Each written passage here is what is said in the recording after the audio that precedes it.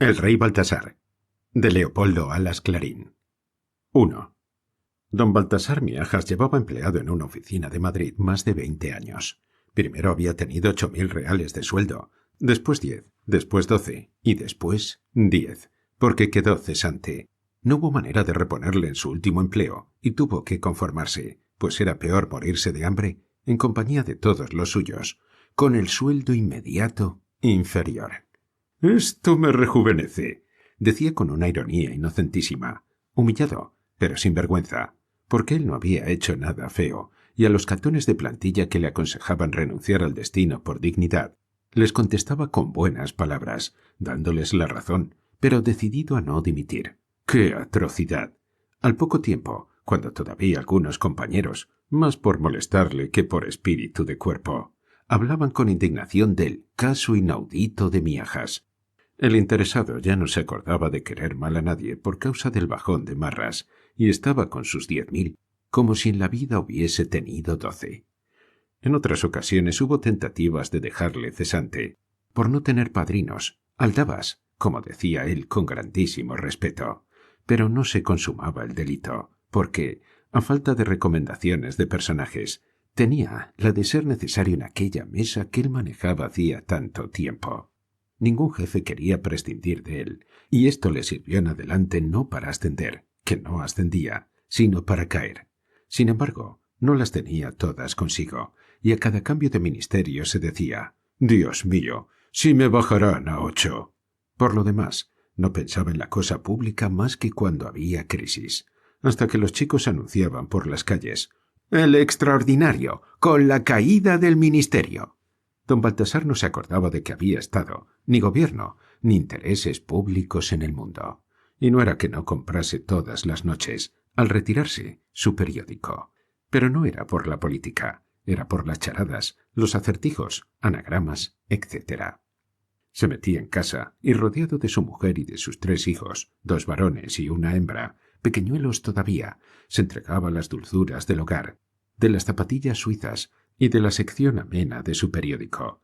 No aborrecía el mundo, no era misántropo, pero no estaba a gusto más que entre los suyos, que eran la familia, y unos 50 tiestos con flores, y 20 pájaros que tenía y cuidaba en un estrechísimo terrado al que le daba derecho su 4º piso con honores de guardilla. Era en la calle de Ferrat. Desde aquella altura disfrutaba la vista de un panorama que le parecía asombroso, sobre todo por el silencio, por la soledad, por la luz esplendorosa y por el aire puro. Allí no venía a interrumpirle, en sus contemplaciones de anacoreta lego o de Brahman sin cavilaciones, más bicho viviente que este o el otro gato, que se le quedaba mirando, también perezoso, también soñador y amigo de aquella soledad en la altura. Miajas bajaba al mundo pensando en sus flores, sus aves y sus hijos. Se enfrascaba en los expedientes con la afición que le había ido dando el amor al cumplimiento exacto del deber. Y de todo lo demás que le rodeaba allá abajo no se daba cuenta siquiera. Como donde él vivía de veras, con toda el alma, era en su 4º piso, en su terrado principalmente, las calles, la oficina, los paseos, todo le parecía metido en un cuarto trastero, ahogado, in inferis. «Sursum corda», le gritaba el pecho, aunque no en latín, y en cuanto podía, «arriba, al terrado». La impureza del aire de abajo era para Miajas una preocupación constante. Creía deber la salud al aire puro de su retiro empingorotado, cuando oía hablar de las prevaricaciones y manos puercas de sus muchos sujetos. Algunos compañeros suyos, pensaba con orgullo en su inmaculada honradez, en su probidad segura, achacaba la indiferencia, por asociación de ideas, o mejor, de imágenes, a la impureza del aire que se respiraba allá abajo. Se figuraba que aquellas pobres gentes, que casi nunca se codeaban con los gatos allá por las nubes, que no recibían durante horas y horas los soplos del aire puro, cerca del cielo, bajo torrentes de luz, en una atmósfera transparente, se iban llenando de microbios morales que producían aquellas debilidades de conciencia, aquellas tristes caídas. Pero, en general, pensaba muy poco en todo esto. No le importaba lo que hacían los demás, y tampoco dedicaba mucho tiempo a recordar los propios méritos y servicios. Así que casi tenía olvidadas ciertas visitas que le habían hecho illo tempore en su humilde guardilla disimulada, ilustres personajes de la política y del foro. 2 habían sido los señorones que habían venido a pedirle algo al pobre Miajas a tales alturas. La oficina de don Baltasar era muy importante, porque en ella se despachaban asuntos de muchísimo dinero, y como en última instancia, el que entendía y en realidad resolvía las arduas cuestiones de minas o cosas parecidas era don Baltasar, y sólo él. Los que entendían de veras la aguja de marcar, querían y procuraban tenerlo de su parte, pues, aun suponiendo que más arriba se quisiera atender más al favor que a la justicia y a la ley, mucho era, y en ocasiones indispensable, contar con el informe de aquel perito incorruptible. Una emperatriz o algo parecido tenía grandísimos intereses en cierto negocio famoso, y era abogado y principal agente de la ilustre dama, un santón político de los primeros, muy popular, elocuente y largo. No se anduvo en chiquitas. Con sus aires democráticos, subió al 4º piso de Miajas y entre bromitas, confianzas, promesas y veladísimas amenazas, procuró ganar el ánimo del modestísimo empleado de 10.000 reales, de quien, oh escándalos, en realidad dependía aquel asunto que importaba tantos millones. Pero, ay amigo, que el ilustre prócer no tenía razón, y Miajas, avergonzado, sintiendo lo infinito, como si cometiera un delito de lesa majestad o, por lo menos, de lesa soberanía nacional, dijo nones, y el señor aquel, elocuentísimo, jefe de partido, casi árbitro de los destinos del país en ocasiones, tuvo que bajar el 100 y pico de escaleras, lo mismo que las había subido, sin sacar nada en limpio, porque allí no se podía hacer nada sucio. Este triunfo no dejaba de halagar a don Baltasar, más que por mérito de su honrada resistencia, por el honor de haber tenido en su casa, y suplicándole en vano y tratando de convencerle, a tan conspicuo personaje. Sin embargo, se le mezclaba esta satisfacción con el remordimiento de no haber podido complacer a una eminencia como aquella. Y también tenía cierto escozor, que era así como un vago temor de que algún día aquel prócer se vengara dejándole cesante, o por lo menos bajándole a 8. La otra visita fue de otro santón no menos ilustre e influyente, también demócrata, y que era un especialista en materias de conciencia. Cuando él, en un discurso, decía «mi conciencia», parecía decir «mis pergaminos», pues él también andaba en cosas de minas, y también subió las 100 escaleras y pico. Pero éste hizo ante todo grandes protestas de la pureza de sus intenciones. Con toda sinceridad, mostraba el gran disgusto que tenía solo en pensar que don Baltasar pudiera creer que venía a sobornarle, a deslumbrarle. Venía a convencerle. No tenía que esperar miajas ni premio ni castigo, resolviese lo que quisiera. Se hablaba a su convicción y nada más. Y el señor de la conciencia sacó unos papelitos y los leyó. Discutieron él y Miajas, y después de 2 horas, con la mayor naturalidad, don Baltasar declaró que aquel ilustre prohombre tenía razón, que la ley estaba con él y que el negociado informaría, si a él se le hacía caso, como pedía el insigne caballero, que de resulta se ganarían acaso millones. Y se fue el señor rectísimo, dejando a Miajas los papelitos aquellos, con su firma, y no volvió en la vida. Ni el empleado de 10.000 reales le debió jamás favor alguno, ni se lo encontró cara a cara otra vez. No importaba. Él guardaba como un tesoro los papelitos, y sin decírselo a nadie, saboreaba el orgullo de haber tenido ante sí, tan fino, tan amable, al hombre más severo de España, al catón más tieso de la península. Pero después de algún tiempo fue olvidando la aventura, y por fin ya disfrutaba de la contemplación de la propia honradez como de una cosa muy insípida, sin mérito grande, aunque indispensable. Estaba dispuesto a morir de hambre antes que a prevaricar en lo más insignificante. Pero el placer de este estado de alarma era ya para él muy inferior al que le proporcionaba la solución de un jeroglífico. 2. Si aquellos señorones ilustres jamás hicieron nada bueno ni malo a don Baltasar, si el prócer de la conciencia no tuvo la amabilidad de mandarle siquiera unos cartuchos de dulces a los hijos de Miajas, no se portaron así el año de gracia de 1890 y los 2 ricachos americanos que habían sacado de pila, respectivamente, al hijo mayor Carlos y a la hija Pepilla. El día de Reyes, muy tempranito, los chicos encontraron en el terrado sendos juguetes de todo lujo. Él, un guerrero indomable, con uniforme de teniente de caballería, con todas las armas y galones que le eran de ordenanza. Ella, una casa puesta para un matrimonio de porcelana, con ama de cría, un chiquitín y 2 criadas, una de ellas negra. Era una maravilla.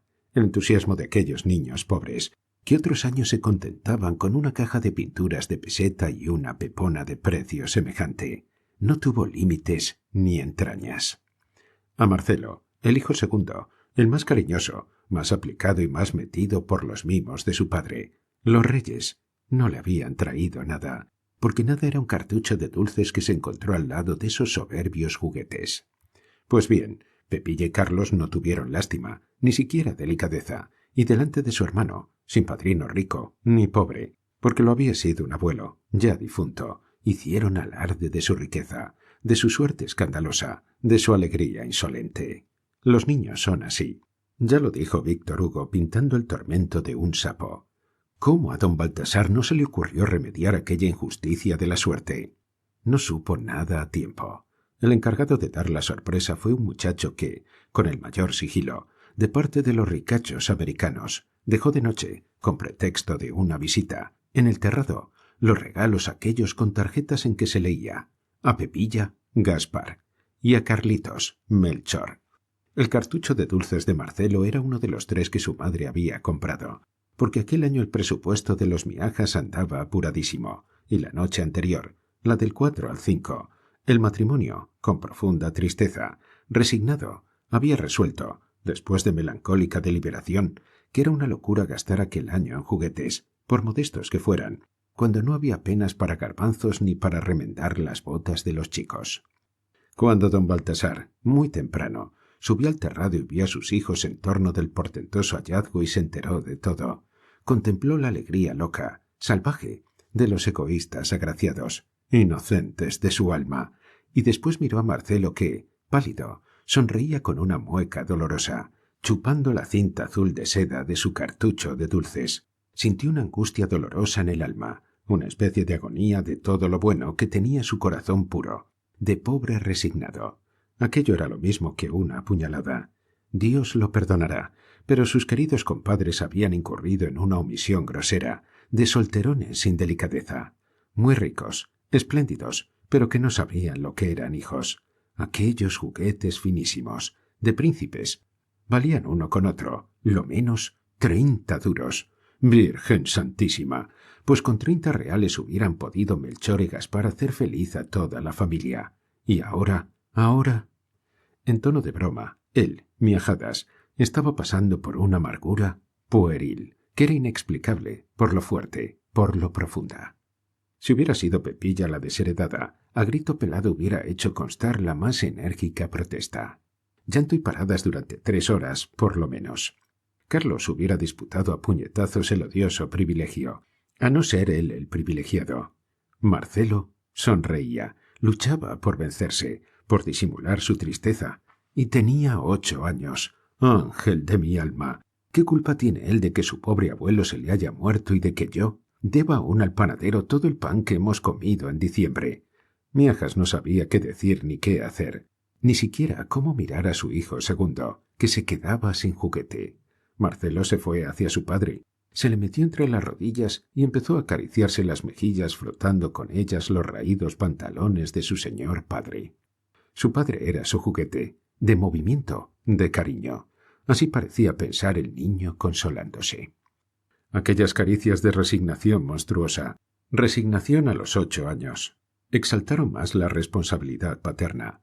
Don Baltasar se creyó inspirado de repente, una inspiración mitad amor, mitad rebeldía, y por ello fue por lo que exclamó con voz nerviosa, enérgica, de fingida alegría. «Observo, señores, que aquí falta un rey». «¿Qué rey? ¿Qué rey?», gritaron Pepita y Carlos. «Sí, falta uno. A ti. El rey Melchor te regaló eso. A ti. Eso el rey Gaspar. Falta Baltasar, que es el que trae el regalo de Marcelín. Cosa rica. Pero, amigo, como el rey Baltasar viene de más lejos, de allá, de... Miajas era muy mal orientalista. De la Cochinchina, pues viene retrasado por las nieves, como los trenes a veces. Pero vendrá. Oh, yo te aseguro que vendrá. No pasa de mañana, Marcelín. Cree a tu padre. Marcelo, con lágrimas de inefable alegría en los ojos, sonriendo entre lágrimas, como Andrómaca, miraba a su padre extasiado, dudando de su felicidad futura. Creía y no creía en los reyes. ¿Era acaso dudoso aquello del milagro de los juguetes puestos en el balcón por manos invisibles? Pero ahora se inclinaba a pensar que su rey esta vez iba a ser su padre, y se lo agradecía tanto, tanto. Era mejor así. Pero vendría el juguete. —¿Y qué le va a traer? —preguntó Carlos entre incrédulo y envidioso de una dicha futura en la que ya no le tocaba nada. —Eso Dios lo sabe, pero me parece a mí que va a ser. ¿Tú qué opinas, Marcelo? Marcelo era particularmente aficionado a las defensas de plazas fuertes. Era el bobán de la casa, y mientras Carlos se armaba hasta los dientes, él prefería construir murallas de cartón y, con un ingenio positivo, improvisaba aspilleras, cañones, reductos, combinando los más heterogéneos desperdicios de la industria, dedales viejos, rodajas de pies de butaca rotos, cápsulas vacías de escopeta, cajas de cerillas y otra porción de inutilidades que, combinadas y distribuidas, convertían la mesa del comedor en una fortaleza muy respetable. Marcelo opinó que el rey Baltasar le traería, si era amigo de cumplir, soldados de latón, de artillería, con cañones y todo. 3. Don Baltasar se echó a la calle aturdido, como borracho por emociones de amor, amargura, despecho y decisión violenta que le llenaban el alma. Se figuraba que llevaba, si no en la mano, en el alma, en la intención, una tea incendiaria que debía prender fuego a la moral pública, que se debía al orden constituido, a los más altos principios. ¿Qué sabía él? En fin, por ello era por lo que salía dispuesto a cumplir su promesa temeraria de encontrar al rey Baltasar, y no ya traerlo de Cochinchina, sino sacarlo del centro de la tierra y hacerlo presentarse ante su Marcelo, con un juguete verdaderamente regio que no valiese menos que el de sus señores hermanos. Lo primero que hizo fue lo que hace el gobierno: pensar en los gastos, no en los ingresos. Escoger el juguete monumental, así lo llamaba para sus adentros, sin pensar en la mina o en la lotería de donde había de sacar el dinero necesario para pagarlo. Se paró en la calle de la Montera, ante un escaparate de juguetes de lujo. Entre tanta monada de subido precio, no vaciló un momento. La elección quedó hecha desde el primer momento. Nada de armaduras, coches, velocípedos de maniquí, grandes pelotas, ni demás chucherías. Lo que había de comprar a Marcelín era aquella plaza fuerte, que estaba siendo la admiración de 4 o 5 granujas que rodeaban a miajas junto al escaparate. «Lo que puede la voluntad», pensaba el humilde empleado. «Estos chicos cargarían con esa maravilla del arte de divertir a los niños, con no menos placer que yo. En materia de posibles, allá nos vemos estos pilluelos y yo, y sin embargo, ellos se quedan con el deseo, y yo entro ahora mismo en el comercio y compro eso, y se lo llevo a Marcelín. ¿En dónde está el privilegio? ¿La diferencia? ¿En los cuartos? No, 1000 veces no. En la voluntad. Yo quiero de veras que ese juguete sea de mi hijo». Entró y compró la plaza fuerte, que le deslumbraba con el metal de sus cañones, cureñas y cuantos pertrechos eran del caso. Cuando Marcelín viera aquellas torres y murallas, casamatas, puentes, troneras, soldados y tremendas piezas de artillería, se volvería loco, creería estar soñando. Para él tanta hermosura. Al ir a pagar después de que el juguete estuvo sobre el mostrador, don Baltasar sintió un nudo en la garganta. «Verán ustedes», dijo, «no me lo llevo ahora precisamente porque, naturalmente, no he de cargar con ese armatoste». «¿Lo llevará un mensajero?» «No, no, señores. No se molesten ustedes. Déjenlo ahí apartado. Yo enviaré por el juguete y entonces traerán el dinero, el precio». Salió aturdido y dando tropezones. «Ya no hay más remedio», iba pensando. «El juguete es mío. Un contrato es un contrato. Hay que buscar el dinero debajo de las piedras». Pero en vez de ponerse a desempedrar la calle, se fue, como siempre, a la oficina. Había grandes apuros por causa de arreglar asuntos que pedían del ministerio despachados, y el director había dispuesto a habilitar aquel día festivo. Gran marejada político-moral administrativa había entonces en Madrid y en toda España. Una de esas grandes irregularidades que de vez en cuando se descubren, había puesto una vez sobre el tapete la cuestión de los cohechos, prevaricaciones y las clásicas manos puercas de la administración pública. Los periódicos de circulación venían echando chispas. Se celebraban grandes reuniones públicas para protestar y escandalizarse en colectividad. El círculo mercantil y una junta de abogados se empeñaban en empapelar a un ministro y a muchos próceres, al parecer poco delicados en materia de consumos y de ferrocarriles. El ministerio, amenazado con tanto ruido, se agarraba al poder como una lapa, y en las oficinas de Madrid había una terrible justicia de enero, del mes que venía corriendo, más o menos aparente. Los subsecretarios, los directores, los jefes de negociado estaban hechos unos catones, más o menos serondos. No se hablaba más que de revisiones de cuentas de expedientes. En fin, se quería que la moralidad de los funcionarios brillara como una patena. Había mucho miedo. «Siempre pagamos justos por pecadores», decían muchos pecadores que todavía pasaban por justos. Y a todo esto, don Baltasar Miajas, sin enterarse de nada, oía campanas, pero no sabía dónde. El runrún de las conversaciones referentes a los chanchullos legales llegaba hasta él sin sacarle de sus habituales pensamientos. Lo oía como quien oye llover. Él cumplía con su cometido, y andando. Cuando llegó aquel día ante la mesa de su cargo, dispuesto a sacar el precio del juguete de debajo de las piedras, no soñaba con que había en el mundo inmoralidad, empleados venales, etc. Lo que él necesitaba eran 10 duros. No sabía que estaba sobre un volcán rodeado de espías. Los pillos del negociado, que lo sabía, estaban convertidos en argos de la honradez provisional y temporera que el director del ramo había decretado dando puñetazos sobre un pupitre. Y el diablo, no la providencia, como pensó don Baltasar, hizo que cierto contratista interesado en un expediente que Miajas acababa de despachar, de modo favorable para aquel señor, se le acercara ahí, fingiendo sigilo, pero con ánimo de que pudieran otros oficinistas enterarse de su generosidad, dejase entre unos papeles algunos billetes de banco. Era un hombre tosco, acostumbrado a vencer así en las oficinas de su pueblo, y como no conocía a Miajas y quería ir anunciando su procedimiento expeditivo para que se enterasen los que podían servirle el día de mañana, hizo lo que hizo de aquella manera torpe, que comprometía al infeliz covachuelista.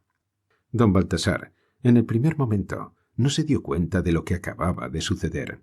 Todavía no se había hecho cargo de tan vituperable acción, y ya los espías del director se habían guiñado el ojo, cuando el contratista insistió en su torpeza, llamando la atención de Miajas. Este vio el cielo abierto, y equivocándose sin duda, atribuyó entonces a la providencia aquella oportunidad del diablo. En cualquier otra ocasión, sin escandalizarse, con mucha humildad y modestia, habría devuelto al pillastre su dinero, diciéndole con buenos modos que él había cumplido con su conciencia y que ya estaba pagado por el gobierno. Pero ahora, Marcelín, la plaza fuerte comprada, la promesa de traer al rey Baltasar aunque fuese de los pelos, y cierto profundo espíritu de rebelión, de protesta moral. En fin, todo ello hizo que don Baltasar, en voz baja, temblorosa, dijera: «Oh, no, caballero, es demasiado. Basta con un pequeño recuerdo. Guarde usted eso pronto». Y metió entre unos papeles un billete de 50 pesetas. A la mañana siguiente, en el terrado de la humilde vivienda de Miajas, su hijo segundo, Marcelo, encontró con una tarjeta firmada por el rey Baltasar el juguete pasmoso, la plaza fuerte que había soñado. Y por la tarde, el rey Baltasar recibió la noticia de que estaba cesante. Por hacerle un favor no se le formaba expediente. Justicia de enero. No había perdido más que el pan y la honra.